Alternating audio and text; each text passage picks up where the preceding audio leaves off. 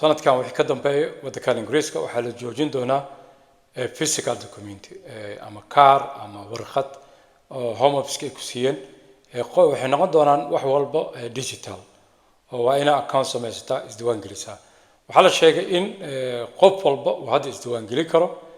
dadka qaar waxa laga yaabaa inay sugayaan inay email ka helaan home office-ka laakiin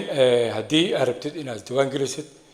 uu kaarkaada dhacaya sanadkan waa isdiiwaan geli kartaa waxaa kaloo jiro su'aalo la weydiiyey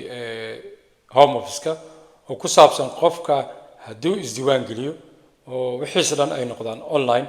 wax caddeena uu haysan ay jirin maxaa dhici doono marka advice ahaan waxa lagu bixiyay kaarkaada ama ha dhaco ama iyo dhicin hayso kaarkaas ka tuurin kaarka wuxuu ku noqon doonaa mar walba support ama taageero matalan haddii waddanka soo galaysid ama waddan kale aad tagtid oo soo noqonaysid oo lagu dhaho anaga online shaqo ku maleyn waxaana tustaa wax caddeena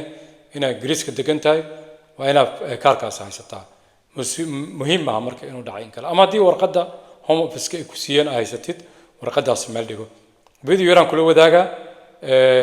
takliya aan rabo videogan u sameeyo waxay tahay inaad isdiiwaan gelin kartid e-visa oo gov website-ka dawladda intaad tagtid e-visa meeshaas aad gelin kartid all your details wixii laga rabo oo meeshaas ku qoran dhan aad ku buuxin kartid marka insha Allah videogan ila wadaag advice-kayga waa iska tuurin kaarka dhagaxa ama ID kaarka haysatid even hadduu dhaco haysa insha Allah